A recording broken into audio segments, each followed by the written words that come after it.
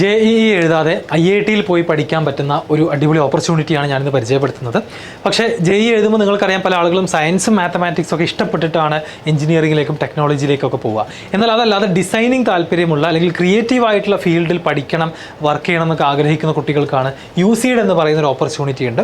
Under graduate common entrance exam for design എന്ന് പറയുന്ന entrance എക്സാമിനേഷനാണ്.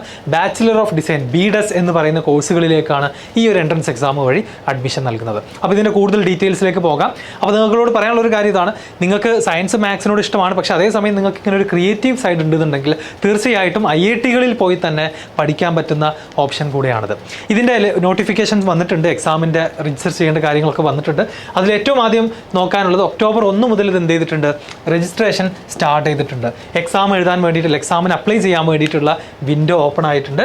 അതുപോലെ ലാസ്റ്റ് ഡേറ്റ്, റെഗുലർ ഫീസ് അടച്ചുകൊണ്ട് അപ്ലൈ ചെയ്യേണ്ട അവസാനത്തെ ദിവസം ഒക്ടോബർ 31 അതിൻ്റെ കൂടെ അത് കഴിഞ്ഞാൽ പിന്നെ ഒരു ലേറ്റ് ഫീ, ഈ ഒരു സമയത്ത് അപ്ലൈ ചെയ്യാൻ പറ്റാത്ത ആളുകൾക്ക് ലേറ്റ് ഫീ അടച്ചുകൊണ്ട് നവംബർ 8 വരെ സമയമുണ്ട്. ഇതുവരെ ഒന്നും കാത്തു നിൽക്കേണ്ട ആവശ്യമില്ല, നേരത്തെ തന്നെ നിങ്ങൾ എന്ത് ചെയ്യുക, അപ്ലൈ ചെയ്യാം. പിന്നെ പറയുന്നത് അഡ്മിറ്റ് കാർഡ് ഡൗൺലോഡ് ചെയ്യുന്ന ഡേറ്റ് ജനുവരി 3.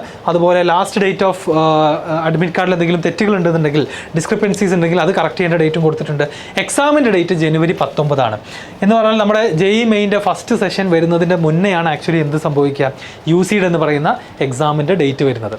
ഇനി ഇതിൻ്റെ എലിജിബിലിറ്റി ക്രൈറ്റീരിയയിലേക്ക് പോകുകയാണെന്നുണ്ടെങ്കിൽ ഏജ് ലിമിറ്റ് വെച്ചിട്ടുണ്ട്. 2000 ഒക്ടോബർ 1 ആ ഡേറ്റിലോ അല്ലെങ്കിൽ അതിൻ്റെ ശേഷമോ ജനിച്ച കുട്ടികൾക്കാണ് ഈ ഒരു എക്സാം അറ്റൻഡ് ചെയ്യാൻ സാധിക്കുക. ബാക്കി കുറച്ച് കാറ്റഗറീസിനൊക്കെ 5 വയസ്സിൻ്റെ റിലാക്സേഷൻ കൊടുത്തിട്ടുണ്ട്. ഈ ഒരു SC ST PWD കാറ്റഗറിക്ക് 5 വയസ്സിൻ്റെ റിലാക്സേഷൻ കൊടുത്തിട്ടുണ്ട്. രണ്ടാമത്തെ ക്രൈറ്റീരിയ എന്ന് പറയുന്നത് നമ്പർ ഓഫ് അറ്റംപ്റ്റ് ആണ്. മാക്സിമം 2 തവണ മാത്രമേ ഈ ഒരു എക്സാം എഴുതാൻ സാധിക്കുള്ളൂ. കോൺസിക്യൂട്ടീവായിട്ട് നിങ്ങൾ ഒന്നെങ്കിൽ +2ൻ്റെ കൂടെ എഴുതാം, അല്ലെങ്കിൽ ഒരു വർഷം റിപ്പീറ്റ് ചെയ്തിട്ട് എഴുതാം. ഇങ്ങനെ ആകെ 2 തവണ മാത്രമേ ഇത് എഴുതാൻ സാധിക്കുള്ളൂ. സോ കറസ്പോണ്ടിംഗ്ലി 2 വർഷം മുന്നേ +2 കംപ്ലീറ്റ് ചെയ്തിട്ടുള്ള ആളുകൾക്ക് എന്ത് ചെയ്യാൻ സാധിക്കില്ല, ഈ ഒരു എക്സാം ഈ വർഷം അറ്റൻഡ് ചെയ്യാൻ കഴിയില്ല. ആൻഡ് നിങ്ങൾ +2 ഏതെങ്കിലും ഒരു റെക്കഗ്നൈസ്ഡ് ആയിട്ടുള്ള ബോർഡിൽ, സ്റ്റേറ്റോ CBSE ICSE ഏത് ബോർഡിൽ പഠിച്ച ആളുകൾക്കും എന്ത് ചെയ്യാൻ പറ്റും, ഈ എക്സാം എഴുതാൻ സാധിക്കും. എക്സാമിൻ്റെ സിറ്റീസ് കേരളത്തിലെ ഒരുപാട് കുട്ടികൾ എഴുതാത്തത് കൊണ്ട് തന്നെ 4 സിറ്റീസാണ് ഇതിന് അലൗ ചെയ്തിട്ടുള്ളത്: തിരുവനന്തപുരം, തൃശ്ശൂർ, എറണാകുളം, കോഴിക്കോട്. അതുകൊണ്ട് തന്നെ നിങ്ങൾക്ക് കേരളത്തിൽ നിന്ന് ഒരുപാട് കുട്ടികളൊന്നും എഴുതാത്തത് കൊണ്ട് അത്ര കോമ്പറ്റീഷൻ ഇല്ല, JEE-യുടെ അത്രയൊന്നും കോമ്പറ്റീഷൻ ഇല്ല. എന്നാൽ നല്ല ക്യാമ്പസിൽ പോയിട്ട് നമുക്ക് എന്ത് ചെയ്യാൻ പറ്റും, നല്ല കോഴ്സ് പഠിക്കാനും സാധിക്കും. ഈ 4 സെൻറ്റേഴ്സ് അല്ലാന്നുണ്ടെങ്കിൽ പിന്നെ നമ്മുടെ അടുത്തുള്ളത് കോയമ്പത്തൂരും ബാംഗ്ലൂരും അതുപോലെ തന്നെ ചെന്നൈയുമാണ് അടുത്തുള്ള വേറെ 3 സെൻറ്റേഴ്സ് എന്ന് പറയുന്നത്. ക്വസ്റ്റ്യൻ പേപ്പറിൻ്റെ സ്ട്രക്ചർ കുറച്ച് ഡിഫറെൻ്റ് ആണ്, JEE പോലെയല്ല. ഒരൊറ്റ ക്വസ്റ്റ്യൻ പേപ്പർ മാത്രമേ ഈ ഒരു എക്സാമിന് ഉണ്ടായിരിക്കുള്ളൂ. അത് തന്നെ 3 മണിക്കൂറാണ് അതിൻ്റെ ഡ്യൂറേഷൻ ഉണ്ടായിരിക്കുക. ക്വസ്റ്റ്യൻ പേപ്പർ ഇംഗ്ലീഷിൽ മാത്രമേ ഉണ്ടാവുകയുള്ളൂ, ശ്രദ്ധിക്കുക. അതുപോലെ തന്നെ 300 മാർക്കിൻ്റെ എക്സാമിൽ പാർട്ട് A, പാർട്ട് B എന്ന് പറഞ്ഞിട്ടാണ് ആ ഒരു സിംഗിൾ ക്വസ്റ്റ്യൻ പേപ്പർ ഉണ്ടായിരിക്കുക. ആൻഡ് ബാക്കി കാര്യങ്ങളൊക്കെ നോർമലി എല്ലാ എക്സാമിലും കാണുന്ന പോലെ തന്നെ ഇൻസ്ട്രക്ഷൻസും മറ്റുമൊക്കെ ഇതിലുണ്ട്. ആൻഡ് ഈ ഒരു പാർട്ട് A, പാർട്ട് B എന്താ നോക്കാം നമുക്ക്. 3 മണിക്കൂറിൻ്റെ എക്സാമിൽ ആദ്യത്തെ 2 മണിക്കൂറും പാർട്ട് A ആണ്. അതിൽ നിങ്ങൾക്ക് ന്യൂമറിക്കൽ ആൻസർ ടൈപ്പ് ക്വസ്റ്റ്യൻസ് ഉണ്ടായിരിക്കും, മൾട്ടിപ്പിൾ സെലക്ട് ക്വസ്റ്റ്യൻസ് ഉണ്ടായിരിക്കും, ഒന്നിൽ കൂടുതൽ ആൻസർ വരുന്ന ചോദ്യങ്ങളുണ്ട്, മൾട്ടിപ്പിൾ ചോയ്സ് ക്വസ്റ്റ്യൻസ്, നമ്മുടെ സിംഗിൾ കറക്റ്റ് ആൻസർ ക്വസ്റ്റ്യൻസും ഉണ്ട്. ഇങ്ങനെ 3 ടൈപ്പ് ക്വസ്റ്റ്യൻസ് ആണ് പാർട്ട് Aയിൽ ഉണ്ടായിരിക്കാം. അതിൽ നമ്പർ ഓഫ് ചോദ്യങ്ങൾ ഇതാ നിങ്ങൾക്ക് ഇവിടെ കാണാം. അതിൽ ഓരോന്നിൻ്റെയും മാർക്കും അതുപോലെ തന്നെ റോങ് ആണെന്നുണ്ടെങ്കിൽ നെഗറ്റീവ് മാർക്കൊക്കെ ഇവിടെ കൊടുത്തിട്ടുണ്ട്. ന്യൂമറിക്കൽ ആൻസർ ടൈപ്പിന് എന്തില്ല, നെഗറ്റീവ് മാർക്ക് ഇല്ല എന്നുള്ളത് മനസ്സിലാക്കാം. അതുപോലെ തന്നെ മൾട്ടിപ്പിൾ സെലക്ട് ആൻസർ ക്വസ്റ്റ്യൻസ്, ഒന്നിൽ കൂടുതൽ ഉത്തരം ശരിയാവുന്ന ക്വസ്റ്റ്യൻസിന് നെഗറ്റീവ് മാർക്ക് ഉണ്ട്. മാത്രമല്ല എന്തുണ്ട്, പാർഷ്യൽ മാർക്കിംഗ് ഉണ്ട്.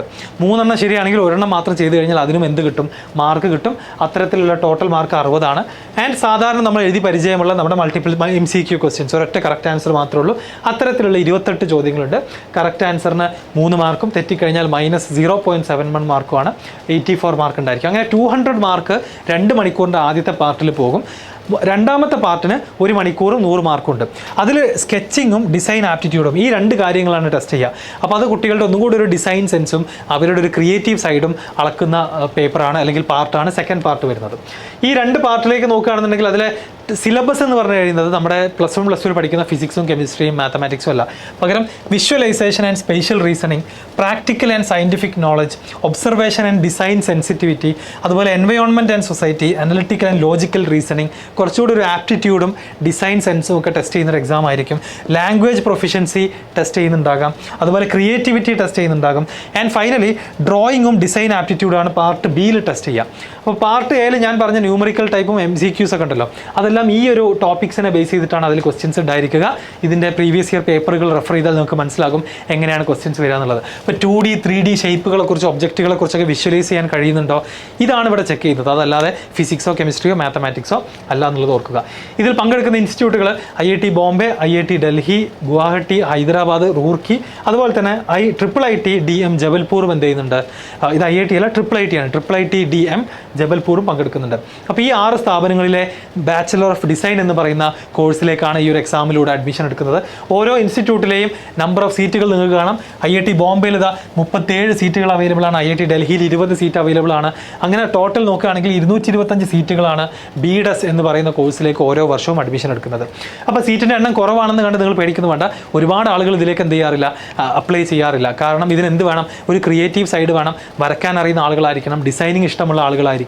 അതുകൊണ്ട് നിങ്ങൾക്ക് അതിന് താല്പര്യം ഉണ്ടെന്നുണ്ടെങ്കിൽ ഡെഫിനറ്റ്ലി നിങ്ങൾ എന്ത് ചെയ്യണം, ഇതിന് അപ്ലൈ ചെയ്യണം. അതിൻ്റെ എല്ലാ ഡീറ്റെയിൽസും നമ്മൾ ഷെയർ ചെയ്തിട്ടുണ്ട്. സോ JEE എഴുതാതെ നിങ്ങൾക്ക് IIT ക്യാമ്പസുകളിൽ പോയി പഠിക്കാൻ ആഗ്രഹിക്കുന്നവരാണെന്നുണ്ടെങ്കിൽ, നിങ്ങൾക്കൊരു ഡിസൈൻ സൈഡ് ഉണ്ട്, ഒരു ക്രിയേറ്റീവ് സൈഡ് ഉണ്ടെന്നുണ്ടെങ്കിൽ ഈ എക്സാം നിങ്ങൾക്ക് കൺസിഡർ ചെയ്യാവുന്നതാണ്. നിങ്ങളുടെ ഫ്രണ്ട്സിനും ഇതുപോലത്തെ സിമിലർ താല്പര്യമുള്ള ആളുകൾ ഉണ്ടെന്നുണ്ടെങ്കിൽ ഈ വീഡിയോ ഷെയർ ചെയ്ത് കൊടുക്കുക. കൂടുതൽ സംശയങ്ങൾ ഉണ്ടെന്നുണ്ടെങ്കിൽ നിങ്ങൾ എന്ത് ചെയ്യണം, കമൻസിൽ ചോദിക്കാം. എക്സാമിന് അപ്ലൈ ചെയ്യേണ്ട ഇവരുടെ ഒഫീഷ്യൽ ലിങ്ക് ഞാൻ എന്ത് ചെയ്യാം, ഡിസ്ക്രിപ്ഷൻ ബോക്സിൽ കൊടുത്തേക്കാം.